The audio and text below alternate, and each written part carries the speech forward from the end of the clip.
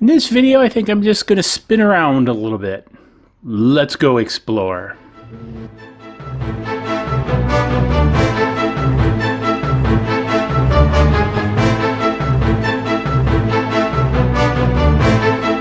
Welcome to this edition of Thingi-Finds. So, in this corner of the Thingiverse today, we're going to explore this fidget spinner. So, one of the things my grandson sort of turned me on to these. I guess they're quite popular amongst the kids, and so he was showing it to me, and I said, "Hey, I've seen tons of these on Thingiverse," so I decided to do a video on it and print them out, 1, 2, 3, maybe even a half dozen. So these use the 608 ZZ skate bearings. So you can get them off Amazon really cheap, about 15 bucks for 30. So they're probably a little less than 50 cents a piece. One of the things I'm going to do is I'm actually going to remix this guy to use nickels instead of bearings, but that'll come on another show.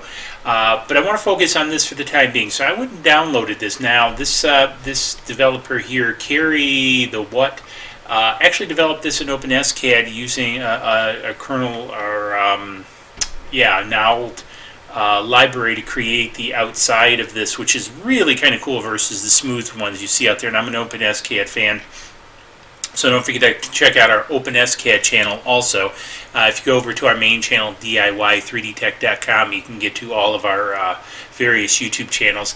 Anyways, when you download this, you will get the OpenSCAD file, which is pretty cool, and this is what I'm going to modify for using the nickels.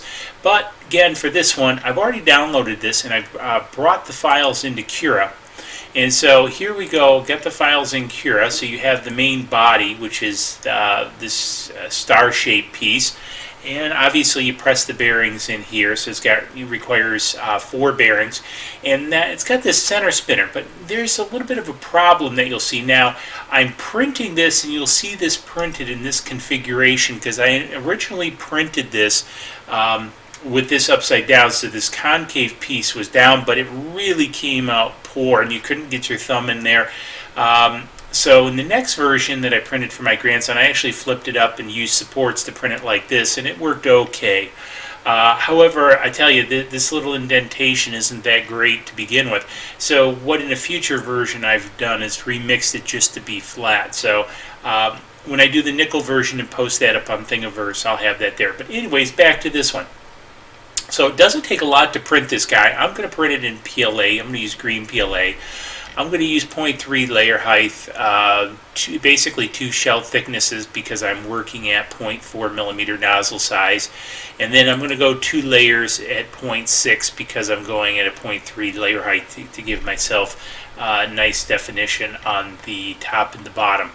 So tell you what, I've got this all set up. I'm going to send this over. We're going to print this on the Monoprice Mini Select. Great little printer for this kind of stuff. And so we're going to do a brief time lapse, and then we'll meet back at the bench and we'll see how this came out. So let's head on over to the printer.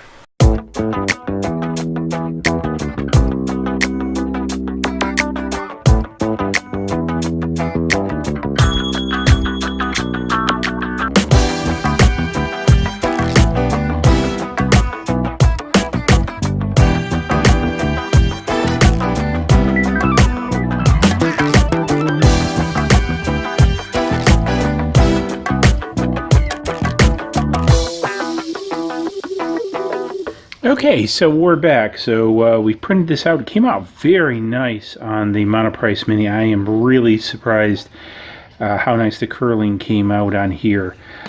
This piece, I'm not as happy how this came out, obviously, because it's got a little thing for your thumb or whatever to go into. And, you know, I printed it obviously like this, and this didn't come out the best. So, but it's not too bad. It's not too bad. We can deal with it. So we have the bearings here. The 608 ZZs. Now, I don't know how these are going to go in. I'm assuming they're going to be a pretty tight fit. I'm not sure if it's, you know, probably the top end would be the easier. So what I've done in the past is I've used a vise to kind of press fit these in. So I'm going to get it kind of started. And it's a kind of pain. I'm going to show one here on the table because I got to keep turning it. And then what you want to do is get even pressure and get it centered in and press these in. And let's see how this goes.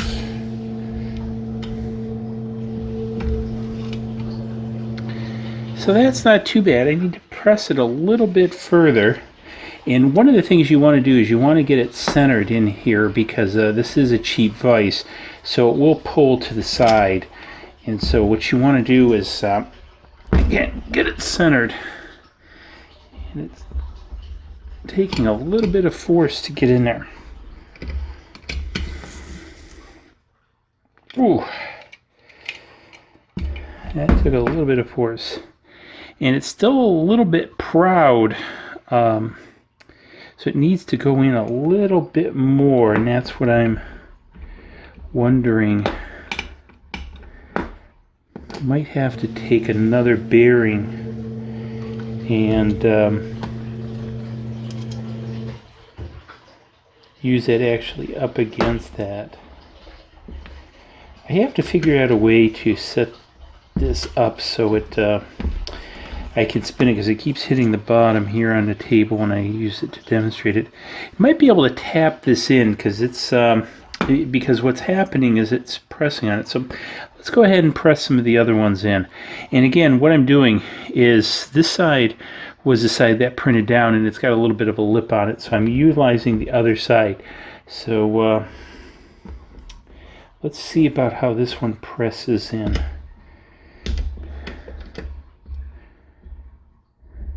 See how this works.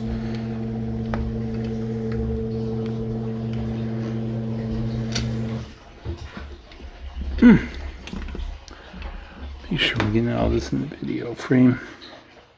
So leaving it a little bit high, I might try tapping it in. I'm going to try pressing all these in. So I'm going to probably speed up the video from here.